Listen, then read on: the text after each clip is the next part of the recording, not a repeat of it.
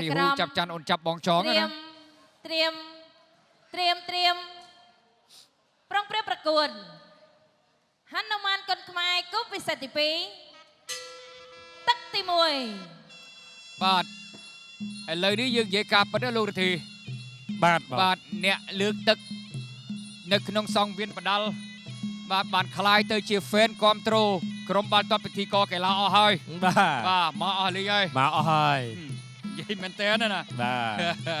ទស្គាល់ពិធីករយូរបាទគាត់ស្រឡាញ់បាល់ដែរបាទចឹងមិនធម្មតាគេហៅថា Ringel អ្នកលើកទឹកនៅក្នុងសង្វៀនបដាល់ឥឡូវគាត់ស្ម័គ្រចិត្តធ្វើគេហៅថា fan អ្នកគ្រប់ត្រូលបាទក្រុមបាល់ទាត់ពិធីករកីឡាកម្ពុជាហើយឥឡូវគាត់បង្កើតជាក្រុមសមាជិកមួយដើម្បីគ្រប់ត្រូលកីឡាបាល់ទាត់មនុស្សធម៌នឹងតែម្ដងបាទឥឡូវយើងទៅទស្សនាការប្រកួតសិនចាប់ផ្ដើមកម្ដៅសាច់ដុំក្ដៅទីសិនបង្គោលក្រហមធារិទ្ធធុនបង្គោលខៀវធុនបាទជុនសរិនបាទជុនសរិនលេងសើចមិនកើតមានក្បាលមីក្រូផ្សាយផ្ទាល់ហ្នឹងហើយអត់មានអីណានៃទេតទៀតមួយទាត់ជើងស្ដាប់បង្គោលខៀវរាក់ជួយទាត់ស្ដាប់បង្គោលខៀវសរិនទាត់ស្ដាប់មួយទៀតណែធាក់ឆ្វេងទទួលរៀប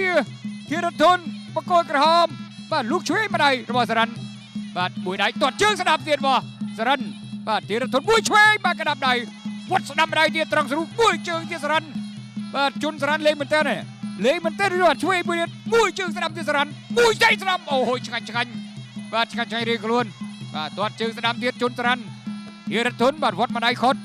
វត្តម្ដាយខោឆ្វេងស្ដាប់ជុនសរិនបង្គោលខៀវមួយដៃបាទវត្តពីលើធារិទ្ធធុនបាទមួយទាត់មួយដៃបាទនិយាយទាត់នេះបាទនិយាយតែអ្នកទាត់អ្នកដាល់ហើយเอาไว้ទឹមគ្នាໄວដំណើរគ្នា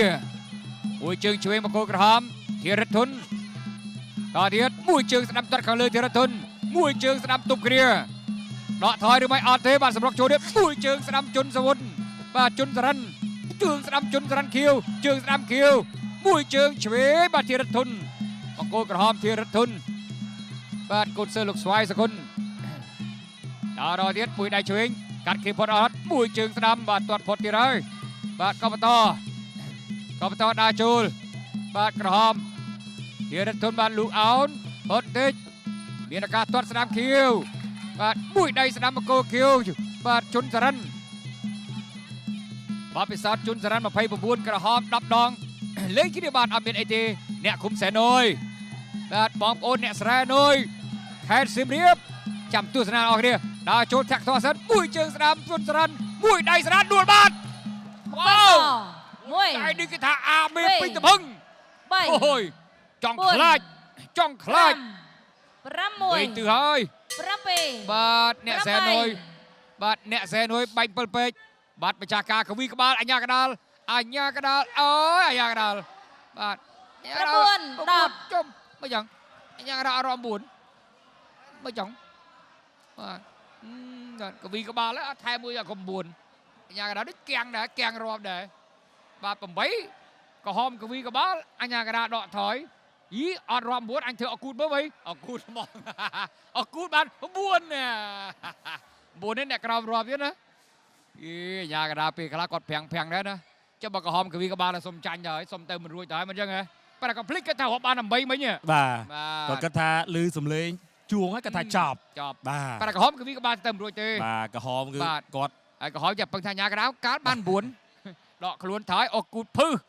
10បាទប្លែកសៀរំបាទយើងមើលកណ្ដាប់ដៃក្រហមមិញណាលោករទ្ធីអាមេពេញសុចហ្មងមើលចាំមើលនេះទាត់ជើងស្ដាំមួយសិនហើយក៏អាមេស្ដាំនេះឆ្វេងនេះអាស្ដាំទៅអូយបាទពេញសុចហ្មងអត់មានបានអីបាទគិចបានមកប្លោះទេបាទអត់មានគិចមកប្លោះបានទេបាទល្មមមកសន្លប់តែម្ដងបង្គោលខៀវជុនសរិនឈ្នះកីឡាករបង្គោលក្រហមដោយកីឡាករបង្គោលក្រហមធីរធុនបបបង្ការប្រកួតនៅក្នុងទឹកទី1